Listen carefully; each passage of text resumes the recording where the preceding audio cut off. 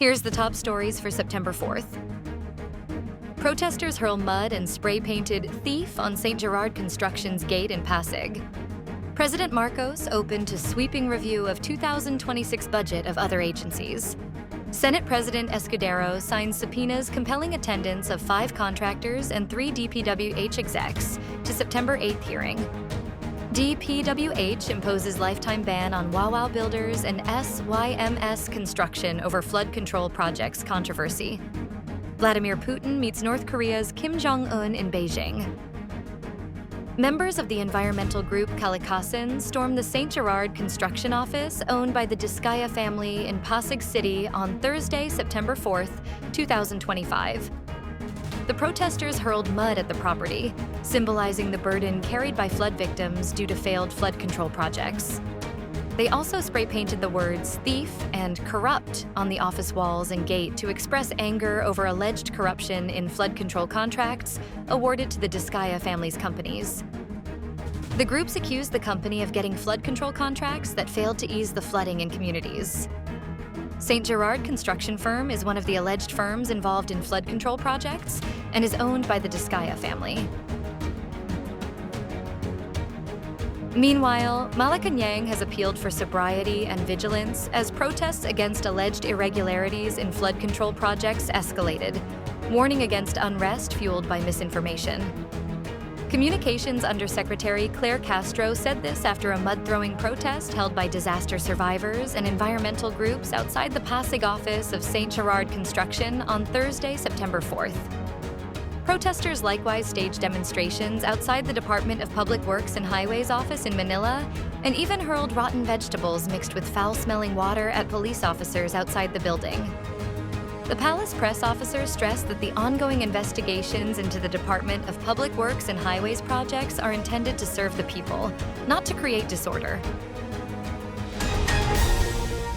President Marcos is open to ordering a sweeping review of the proposed 2026 budget across government agencies, not just the Department of Public Works and Highways, Malacanang said.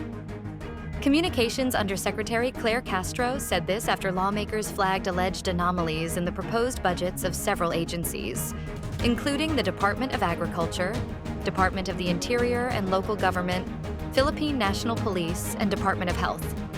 In a press briefing, Castro said Marcos is ready to issue similar directives to other agencies if questionable items are found in their allocations under the National Expenditure Program. The palace press officer explained that for now, the president has instructed the Department of Budget and Management and DPWH to carefully evaluate the flagged items and submit corrections through the proper process. Senate President Francis Chiz G. Escudero has approved the issuance of subpoenas to 5 contractors and 3 officials of the Department of Public Works and Highways to compel their attendance the public hearing on irregularities surrounding the flood control projects across the country on September 8th. The Senate chief also approved the subpoena duces Tecum addressed to Commission on Audit Chairman Gamaliel Cordoba for the submission of the fraud audit highlights of the agency in its review of the flood control projects of the DPWH, and a copy of the responses of the respondents to the findings. The Blue Ribbon Committee started last Monday its investigation in aid of legislation of various flood control projects that were either substandard or non-existent at all, which are being blamed for widespread flooding in many areas in Metro Manila and nearby provinces, particularly in Bulletin. Escudero said, "No stone should be left unturned in the inquiry into these highly questionable flood control projects that cost taxpayers in billions of pesos and cause nightmares and sufferings for many Filipinos." Wawao Builders and SYMS Construction, contractors behind flood control projects in Bulacan, were slapped with a lifetime ban in participating in any government projects. The Department of Public Works and Highways disclosed on Thursday, September 4th. DPWH Secretary Vince Dizon announced the sanctions during an inspection of a flood control project in Barangay Sept, Plaridel. The project, handled by Wawao Builders, had been declared completed in 2024, even though actual construction only began 3 weeks before Dizon's inspection.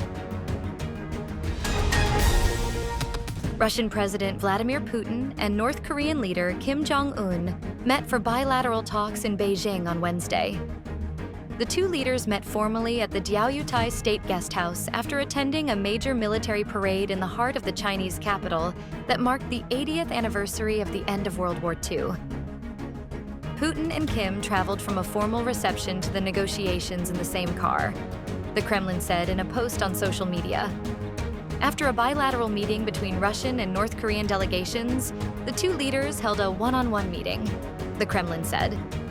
Putin also invited Kim to visit Russia again, following on from the North Korean leader's last visit to the country in 2023.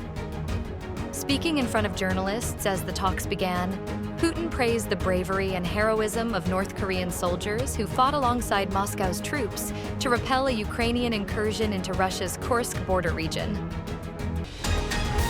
Stay updated with the latest news. Visit our website at www.mb.com.ph or follow us on social media. Thanks for tuning in to the Manila Bulletin Daily Rundown.